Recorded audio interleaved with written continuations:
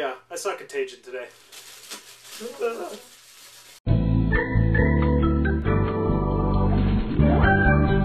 Hey everybody, welcome back to Sticky Floor Friday. Hold on. Hey everybody, welcome back to Sticky Floor Friday, the internet movie show that doesn't normally advocate murder, but I'm willing to make an exception for the ass plug who came up with the television marketing for Bucky Larson. I know you've seen these commercials because they are every fucking place. What are you doing this weekend? Laundry? No way. Homework? No! Seeing Bucky Larson? Yeah! Professor Dante here. Your first assignment?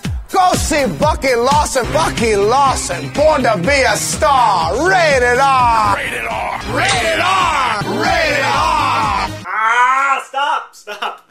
Anyone involved in these nonsensical, brain cell bursting, mind-numbingly awful ads should shoot themselves. On YouTube giving a public apology because we deserve that. These are anti-commercials. Who the hell is looking at these and saying, oh man, that looks hilarious. I gotta go see that movie about the... What is that movie about? I don't even know. It's the equivalent of giving up. You're basically saying, our movie isn't even good enough to put in its own trailer, let alone for you to pay money to go see. Instead, we're going to take, not even Adam Sandler, but one of his entourage guys from Grandma's Boy, a movie that not many people care about anyway, and throw him up on the screen 5 or 10 times just yelling at you, not even telling jokes. Ugh. I'm sorry. Bucky Larson, I hope you get the Contagion flu. Oh, nice transition. It's time to review Contagion. And I should say, you know, I'm not much of a germaphobe, but there are things that I don't like. Public toilets, mysterious hairs that don't belong to me, and warm cottage cheese. Ugh. But other than that, I'm usually pretty good. But every once in a while, a movie comes along that makes me want to wash my hands raw, and Contagion is one of those movies. And it's kind of rare because usually an outbreak film these days involves zombies, and this is the furthest thing from a zombie movie we can get. This is a cold, clinical film about an airborne pandemic, all caused by Gwyneth Paltrow. And she doesn't even have the decency to give it to the members of Coldplay.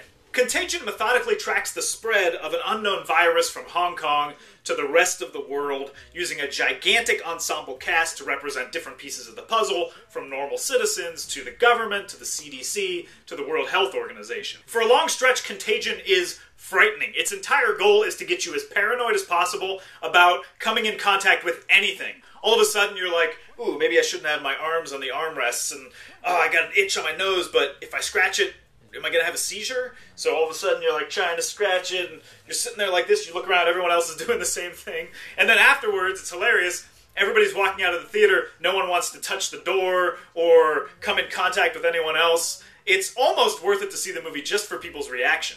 The cast is incredible. Pretty much every scene brings in a new, recognizable star. It's like Matt Damon, Lawrence Fishburne, Jude Law, Elliot Gould, Kate Winslet, Gwyneth Paltrow, Bryan Cranston, Dr. Sanjay Gupta. They got the goop!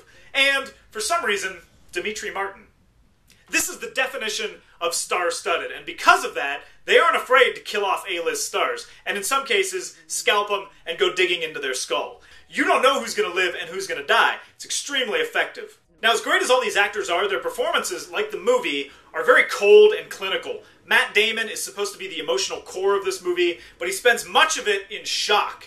And in a doomsday film like this, you need some humanity, and it's hard in an ensemble movie. They try and sprinkle it throughout, give some things here to Lawrence Fishburne and Marianne Cotillard, but we always come back to Matt Damon, and unfortunately, he's always holding us at arm's length.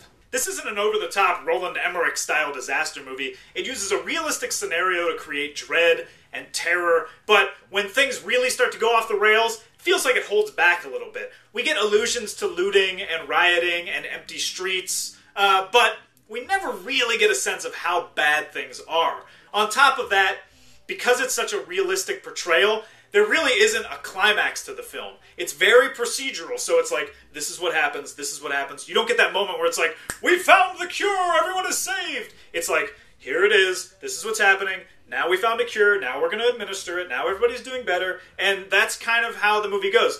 It's creating this real tension for a long time, and then instead of popping that balloon, they just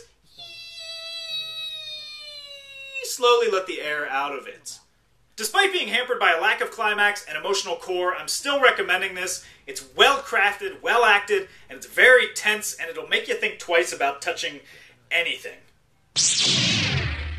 Alright, time for 3 questions. Number 1, who will join my fight against Bucky Larson? Number 2, are you a germaphobe, and will that affect whether you see Contagion? And number 3, seriously, how goddamn awful are those Bucky Larson commercials? Fuck! Let's get fucked up!